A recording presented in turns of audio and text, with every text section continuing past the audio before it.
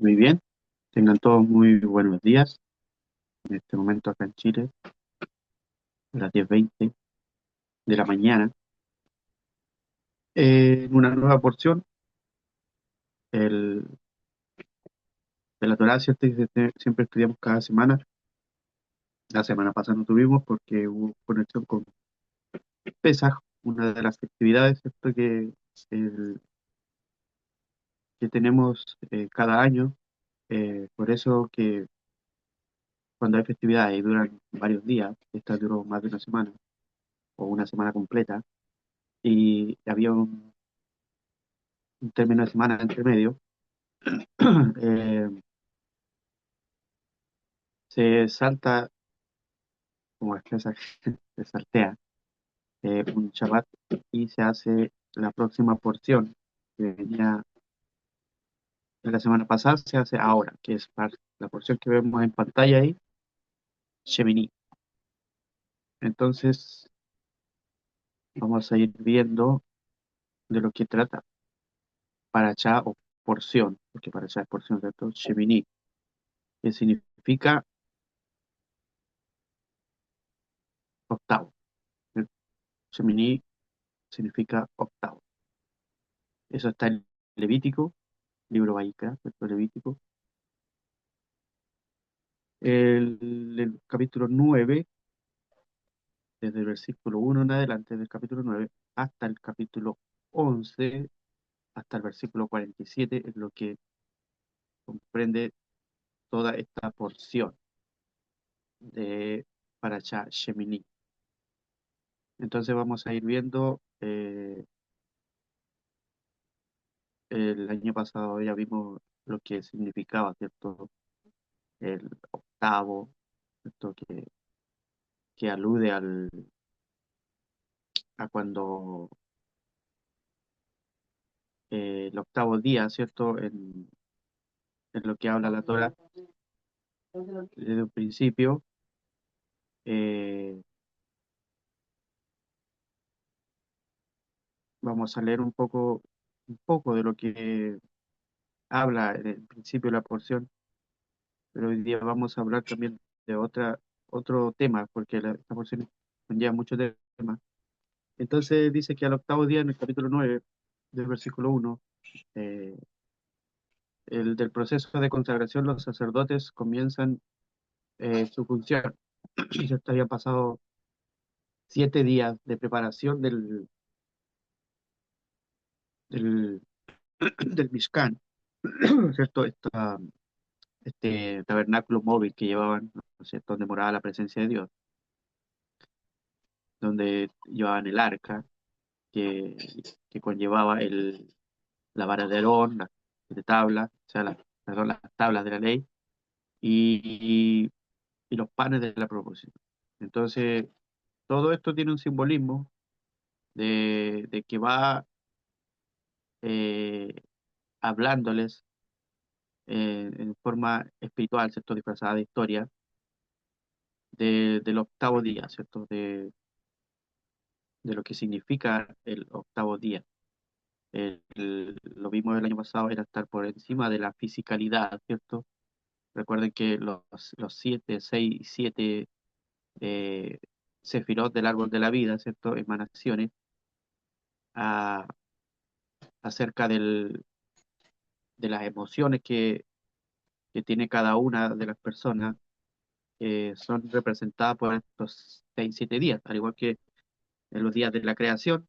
Esto también, eh, algunos lo interpretan como días, otros lo interpretan como años, milenios, puede ser, pero la interpretación más profunda habla acerca de nosotros como alma, que habla de los 7 días o 6 días.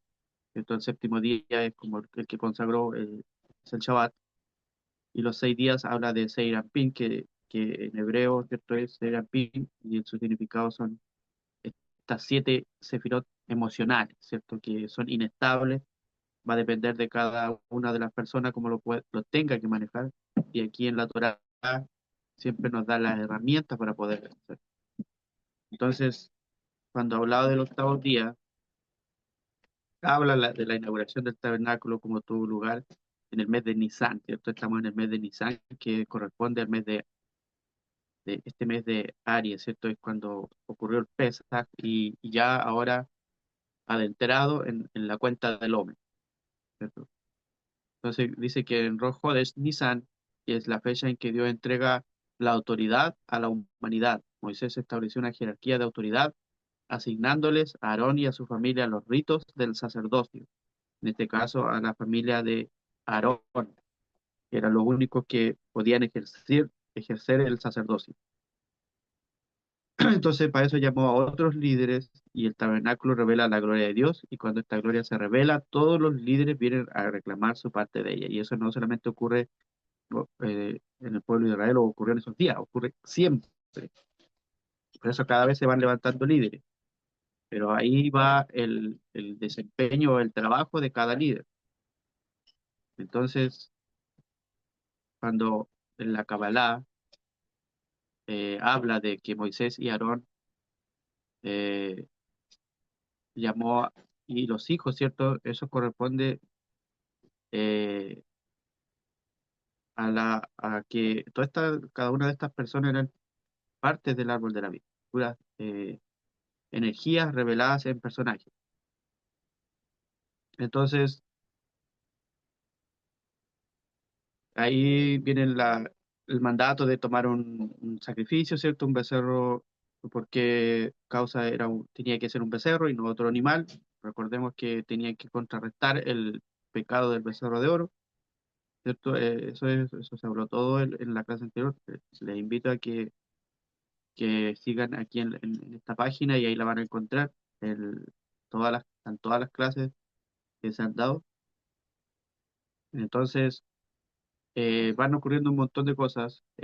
Todo era con un propósito de que al llevar todas estas ofrendas o preparar todo esto, vamos a ver que en el capítulo 9 versículo 24 ya como al final casi de este capítulo, eh, vamos a leer, lo tengo proyectado aquí.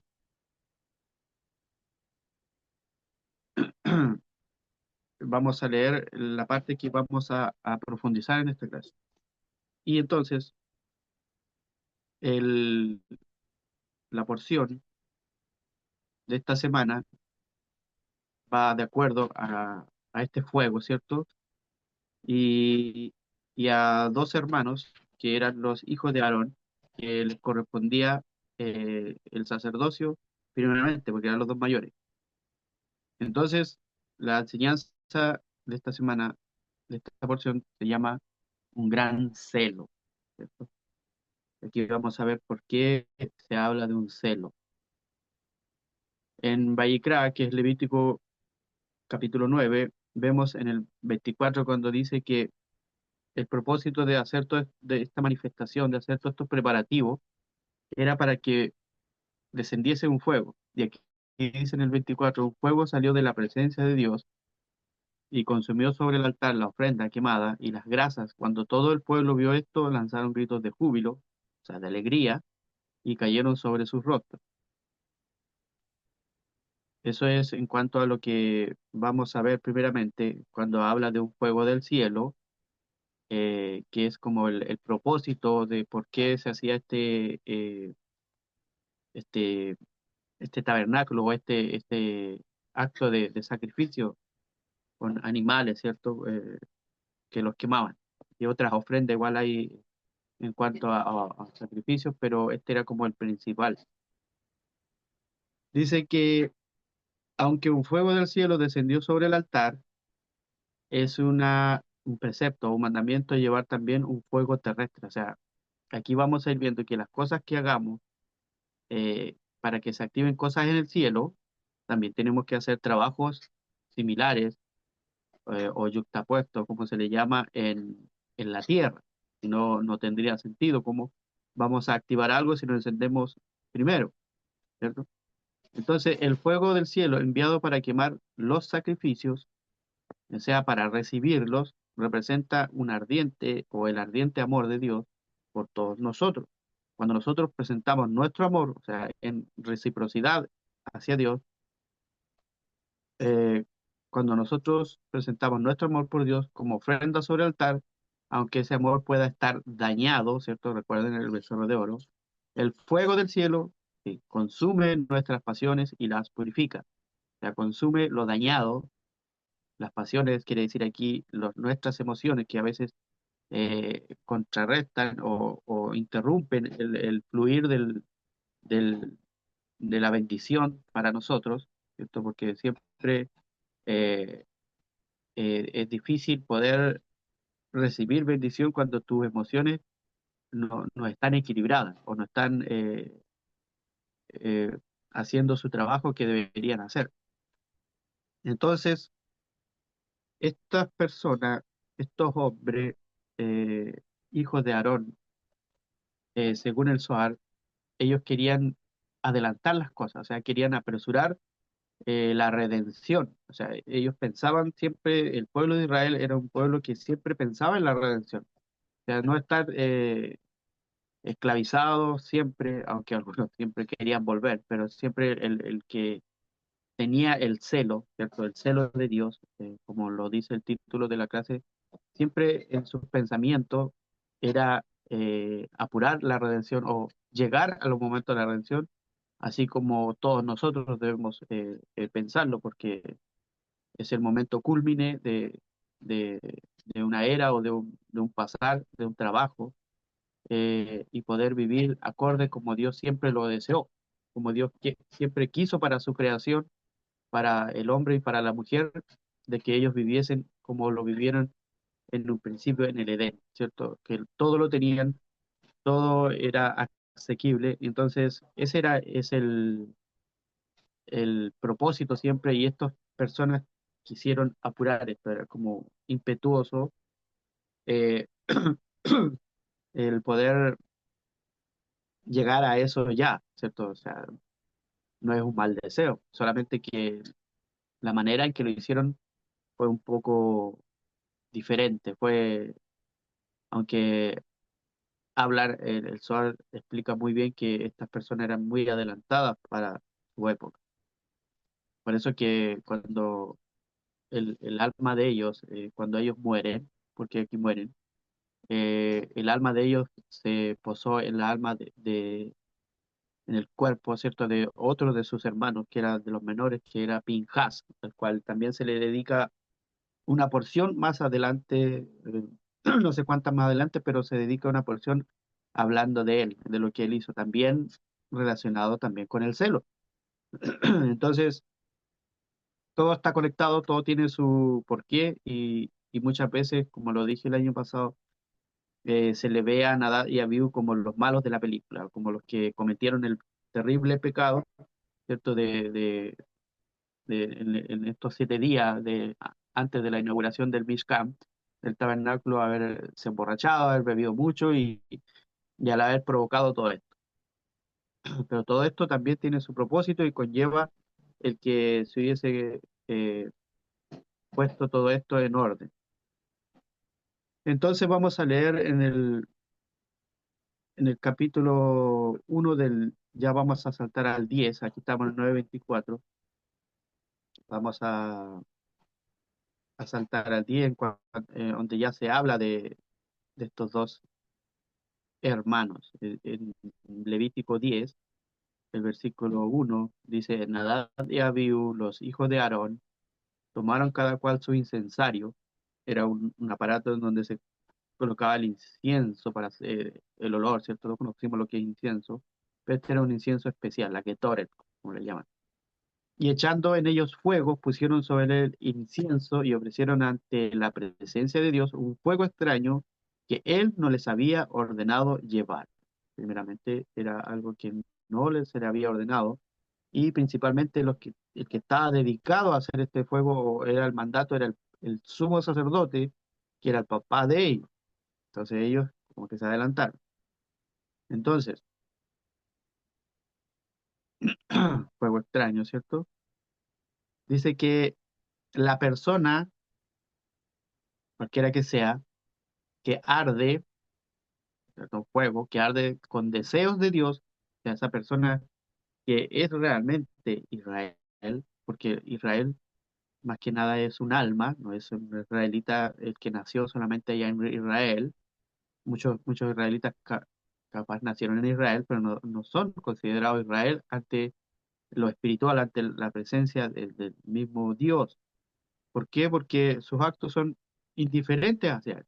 Pero muchas personas, incluso de otros países, como nosotros y otras partes, podemos tener esa parte de alma que desea ser adherido a Dios.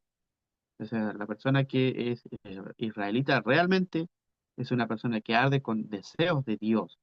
Entonces esa persona crea un fuego. Todo esto es simbólico, porque no es que de nosotros salga un fuego literal, sino que es el deseo ardiente, ¿cierto? Y entonces cuando crea un fuego, crea un aroma agradable que le trae satisfacción a Dios. Ese era el propósito del sacrificio, el de quemar, ¿cierto?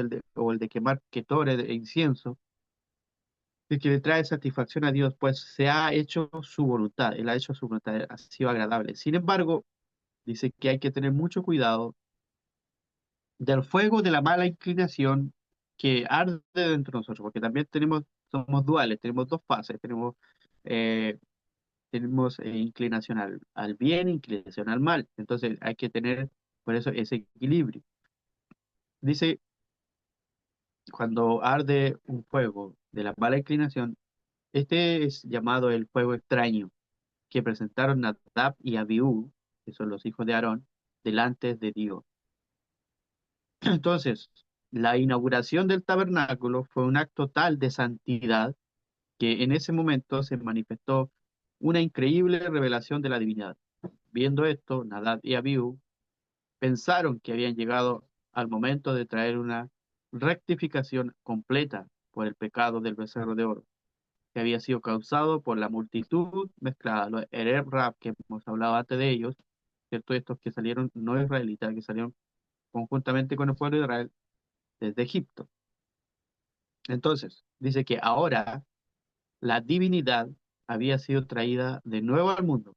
Nadab y Abiú pensaron que ellos podrían encender un fuego en total erradicación de las fuerzas del mal en el mundo. Pero el tiempo aún no estaba maduro para esa rectificación y su fuego fue considerado extraño, que en cambio los consumió a ellos mismos, ¿cierto? Ese fue el riesgo, el error, como lo pueda llamar, de todo lo que hicieron estos hombres, ¿cierto? Entonces, el, cuando hablamos de la porción Chemini, dice que, y el acto de estos dos hermanos, siempre nosotros como personas en cada situación, ¿cierto? No siempre en esta, pero siempre nos vemos como impulsados o empujados a hacer juicios morales, ¿cierto? En dos direcciones, a menudo opuestas. Nos sentimos, eh, nos sentimos atraídos hacia lo que queremos y al mismo tiempo hacia lo que Dios quiere de nosotros, ¿cierto? Siempre hay una dualidad de lo que hay que hacer. Siempre se presenta una situación y decimos, esto es conveniente para mí, Dios querrá que haga esto, entonces siempre está esa, ese alto que nos pone en nuestra mente. Entonces, la vida de una persona que busca en verdad una relación con el Creador, un verdadero Israel, como les comentaba, es a menudo siempre desafiante. El punto de partida consiste en creer y saber que Dios nos ama tal como somos, tal como un padre compasivo ama a sus hijos, ¿cierto? Por otro lado, también sabemos que Dios no quiere que nos volvamos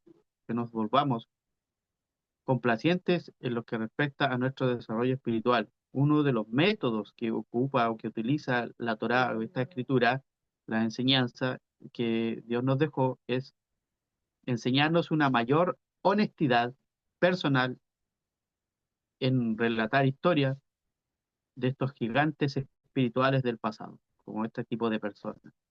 aprendiendo de sus éxitos y también de sus fracasos. Podemos aprender la sutileza de vivir una vida verdaderamente honesta y también podemos aprender cuando a veces no somos muy honestos. Entonces, en esta porción, Nadab y Abiú, los hijos de Aarón, los hijos del Cohen Gadol, o sea, del sumo sacerdote, deciden llevar su propia ofrenda personal de incienso a la inauguración del santuario. Pero en lugar de que este elevado regalo sea aceptado, los hijos de Aarón son consumidos por el fuego del cielo. O sea, al final ellos fueron la ofrenda, porque el fuego los consumió a ellos. Suponía que el fuego tenía que consumir sus ofrendas. La Torá explica claramente su transgresión, o sea, está considerada como una transgresión. Y el versículo nos dice que trajeron una ofrenda que Dios no les ordenó. Ahora, la pregunta es, ¿por qué esta ofrenda no ordenada con todas sus santas intenciones fue considerada una infracción tan grave en el servicio del templo o en el servicio del tabernáculo que era en ese tiempo? La cuestión es además desconcertante, ya que la escritura permite numerosos tipos de ofrendas voluntarias en el santuario. O sea, ¿por qué el incienso de estos hombres, Nadab y Abiú, era absolutamente inaceptable? Entonces, para entender este punto, retrocedamos en el tiempo hasta el primer hombre y la primera mujer en el jardín del Edén. Todo esto tiene su concordancia. Esta es la famosa historia, ¿cierto? Que todos conocen de cómo Dios les ordenó no comer del árbol del conocimiento, ¿cierto? Del bien y del mal, y aún así fueron y comieron de él, ¿cierto? Entonces, ¿cómo fue posible que les ocurriera siquiera ir en contra del mandato directo de Dios? Además, debido a este pecado, dice que el hombre fue expulsado del jardín y todavía estamos sufriendo cada uno por ese error. O sea, no es que le echemos la culpa a él, nosotros somos Adán, somos parte de él. Siempre, si hubiesen puesto a cualquiera de nosotros en esa situación, hubiésemos hecho lo mismo. Entonces, en el judaísmo no cree que el pecado original según la cual la humanidad está destinada a una vida maldita basada en el error de Adán y Eva. Por otro lado, no vivimos exactamente en un jardín o un paraíso. Es obvio, es obvio que su ingesta, ¿cierto? Lo que hicieron ellos nos afectó de manera drástica. Entonces, ¿cuál fue la naturaleza del error de Adán y Eva? ¿O hay alguna forma de entender la idea general de su error y nuestra capacidad de rectificar hoy en día? Esa es la pregunta. Dice que una de las realidades notables de este mundo es que Hashem estableció el mundo con dualidad. Esto como les explicaba, cielo y tierra, fisicalidad y espiritualidad, etcétera. Todo tiene su dualidad. En el nivel de la moralidad, la dualidad se expresa en una tensión alucinante. En cualquier situación nos vemos empujados hacia juicios morales en dos direcciones, ¿cierto? A menudo opuestas. Nos sentimos atraídos hacia lo que queremos y al mismo tiempo hacia lo que Dios quiere de nosotros, que no siempre es lo mismo. Por ejemplo, queremos la hamburguesa con queso y Dios nos dice que no. ¿Por qué? Porque a lo mejor, recuerdan que hay un precepto que no hay que mezclar carne con leche, ¿cierto? O lácteo. Entonces, nos dan ganas de distraernos muchas veces en el día sagrado, en Shabbat, con nuestras cosas cotidianas que hacemos todos los días, y Dios dice que no. En su precepto Él dice que no, lo prohíbe. Entonces son cosas que siempre nos vemos empujados a hacer juicios morales de aquellas cosas. Pero ¿por qué no lo puedo hacer? ¿Por qué no puedo darme ese gusto? Esa siempre es la pregunta que nos hacemos. Entonces esa tensión tiene una larga data, es remontada a Adán y Eva en el jardín. Su alimentación se basaba en él y nosotros. Dios dijo no y Adán dijo sí. Adán fue desafiado con las dos opciones y decidió ponerse en el asiento del conductor. O sea, él dirigía. Adán no comprendió lo que Adán quería, lo que Dios quería. Por definición debía ser lo mejor para él, como no humilló su sí ante el no de Dios, ¿cierto? No hubo más remedio que enviarlo fuera del jardín, expulsarlo, para que descubriera por sí solo el mensaje de la humildad ante el Creador. Y con suerte sus viajes le enseñarían que la vida es un torbellino sin la mano guiadora de Dios, que señala el camino correcto del crecimiento personal y espiritual. Por eso es que muchas veces nosotros, Dios nos da la herramienta, pero cuando nosotros, por orgullo, decidimos actuar por nuestra propia cuenta, sin hacer caso a eso, eh, Dios nos deja muchas veces a la deriva, a ver, para que aprenda a poder un poco sobrevivir sin mis buenas recomendaciones, ¿cierto? Bueno, a veces cuando nosotros incluso lo experimentamos en el colegio o en el trabajo, cuando a veces estamos enseñando a alguien o cuando nos están enseñando, y a veces nosotros decimos, no, pero es que yo lo podría hacer mejor, yo podría hacer esto así, y entonces la persona que está enseñando dice en un momento, ya, los vamos a dejar que hagan como tú quieras, y empiezan a hacerlo, empiezan a experimentar, y, y la frustración muchas veces viene. Entonces, nosotros, como hijos de Adán o como parte de Adán, aunque no somos tentados literalmente a comer frutos en un jardín llamado Edén, somos tentados muchas veces a participar de algo que nos parece sabroso, a lo que Dios a veces dice que no. Diariamente nos encontramos en medio de una batalla similar de dualidad, lo que Él quiere y lo que nosotros queremos. A menudo ni siquiera podemos distinguir a veces claramente de las dos voces, ¿cierto? Que hay en nuestra mente muchas veces.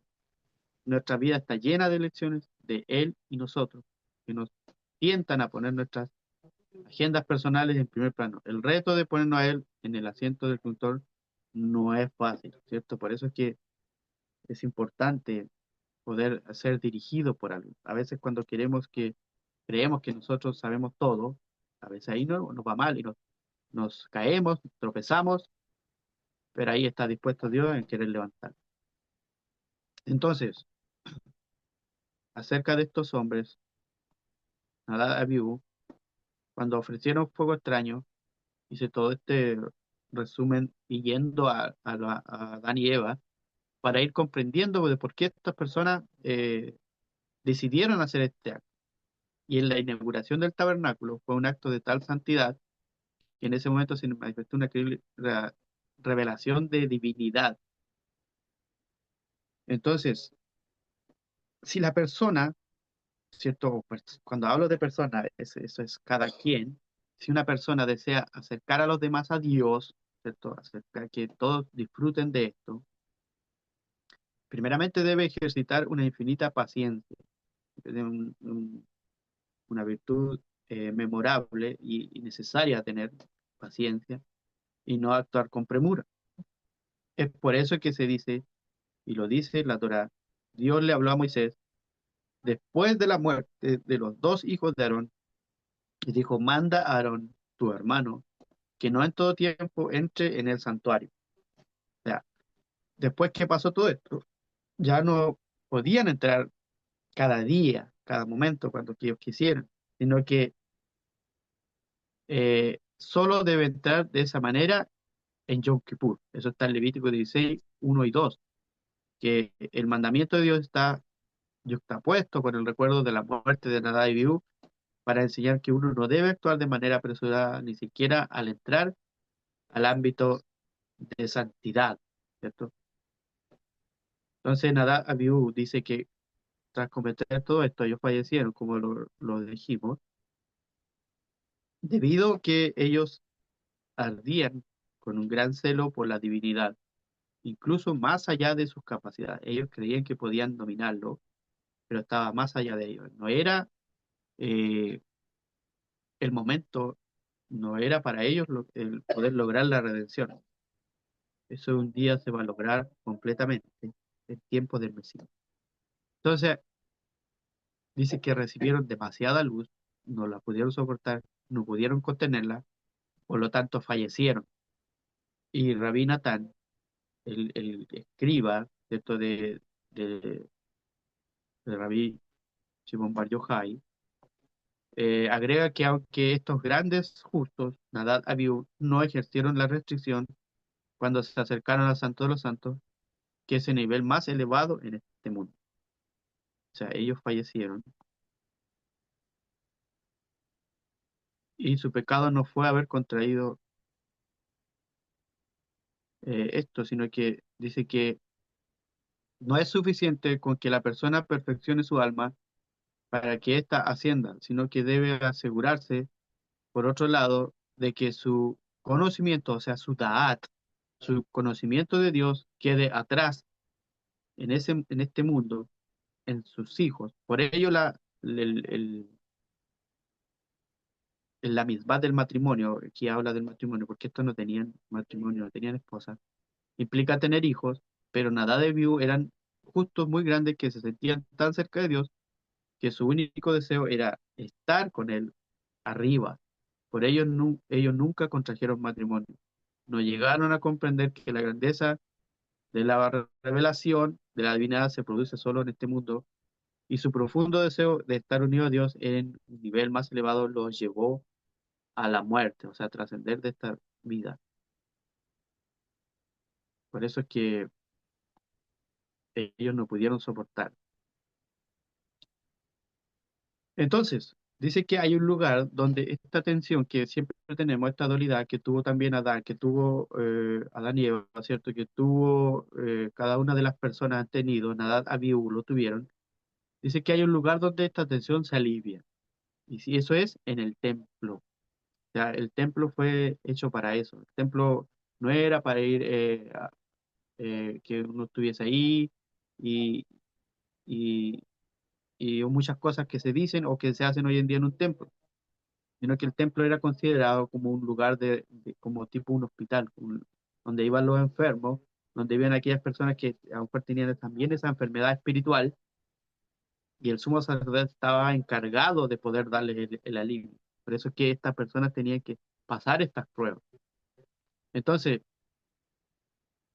en este mundo de increíble claridad espiritual, ¿cierto? Que se ve por todos lados, su voluntad se convierte en la nuestra, o sea, la voluntad de Dios, en una realidad casi por encima del espacio y del tiempo.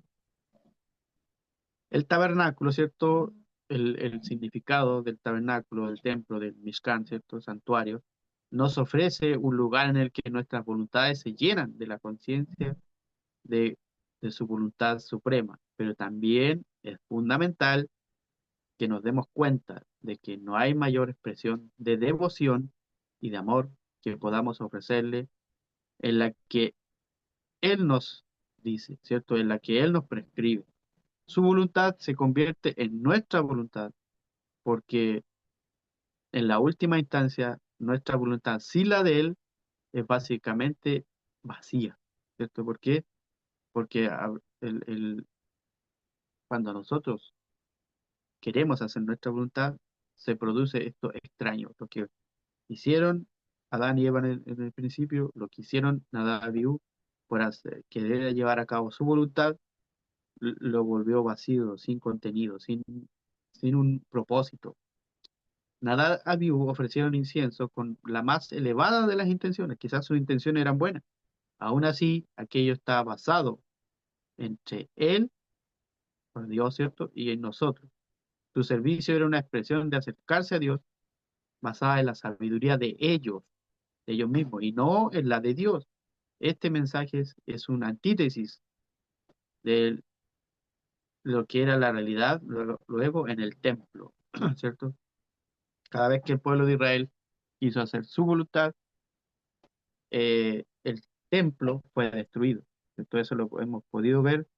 La previa de la destrucción del templo siempre va acompañada del pueblo de Israel queriendo hacer su propia voluntad, queriendo ir en pos de dioses ajenos, queriendo ir en pos de idolatría. Aquí también, previo a esto, fue el becerro de oro. Entonces, siempre cuando nosotros queremos ir por las de nosotros, como se dice, vamos a ver que vamos a ir a un error. Entonces, la buena noticia es que podemos con claridad y ayuda de lo alto rectificar los errores y rectificar nuestros errores y también los errores de Adán, porque en ese trabajo estamos. Tenemos la capacidad de enmendar el error humillándonos y aceptando la voluntad de Dios de todo corazón. Unas pocas herramientas son esenciales para recorrer el camino de ver el mundo como un lugar para cumplir lo que queremos. A veces queremos tener un montón de herramientas, pero a veces es necesario solamente con una o dos herramientas y podemos hacer más que con muchas. ¿Cierto? Entonces, las claves para encontrar esa conexión son la fe y el conocimiento. La emuná y el da'at, ¿cierto? La emuná es fe y el da'at es el conocimiento. Tener fe significa primero desarrollar una claridad de indudablemente que Dios quiere que desarrollemos nuestras habilidades más profundas, ¿cierto? Todos tenemos habilidades diferentes y todos de alguna forma ayudamos, ¿cierto? Yo siempre voy a necesitar de otro y usted siempre va a necesitar de mí y yo de usted. Entonces, por eso que se mezclan estas habilidades para poder entre todos juntos y con celo del Altísimo eh, poder eh, desarrollar, ¿no es cierto? Poder ayudar a esta rectificación. Entonces, a través de la fe, también podemos darnos cuenta de que su escritura, su Torá, sus enseñanzas es una verdadera luz y una guía que nos permite conectar con nosotros mismos y con Él. Y en segundo lugar, el conocimiento, será el Da'at, es adquirido a través del estudio, ¿cierto?, de sus enseñanzas que abre las puertas de un gran almacén de riqueza espiritual y de tesoros ocultos. La conciencia de que Dios siempre quiere lo mejor para nosotros y sentir profundamente esa verdad es un reto que debemos llevarnos a nosotros mismos, impregnarlo en nuestra vida y a la humanidad para llevarlos de vuelta al jardín. Ese es el propósito principal. Este jardín se encuentra en el monte del templo en Jerusalén y está siendo construido por los ladrillos de anhelos de que la voluntad de Dios, el celo, sea conocido por toda la humanidad y que tengamos un mérito de ver el templo en nosotros mismos y su gloria pronto y en nuestros días. Amén. Ve amén. Entonces, en conclusión, estos hombres, por el celo, ¿cierto?, de querer ver buenos días, buenos tiempos, de querer ser libres, de querer hacer la voluntad del Altísimo, eh, hicieron encendieron este fuego extraño, pero no era aún el momento de poder, de que sucediera esto. Siempre hay un trabajo previo, hay un trabajo previo que hay que hacer, que hay que manifestar para poder arreglar las cosas. No es que yo diga que se arregle esto y automáticamente se arregla. Siempre hay un trabajo.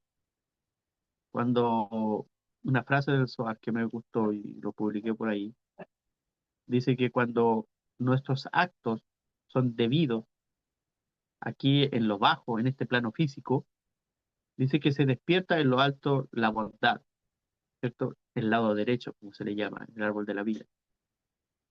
Y se activa la presencia de energías, de ángeles que son cuidadores de la humanidad, de nosotros mismos y de la humanidad.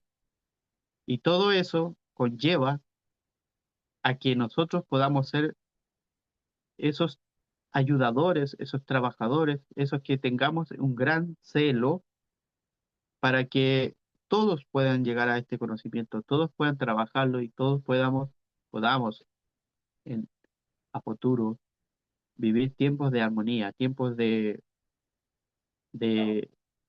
cero conflicto, de cosas que nos interrumpen en nuestro diario vivir. Entonces, por eso es importante el poder hacer ese trabajo previo, de poder hacerlo bien, de una forma correcta. A lo mejor Muchas veces tenemos buenas intenciones, pero a veces nuestro proceder es diferente, es extraño, así como lo hicieron estos hombres. Entonces, esta ha sido la enseñanza de esta semana, de este día maravilloso. Y si alguien quiere decir algo, ahí está disponible.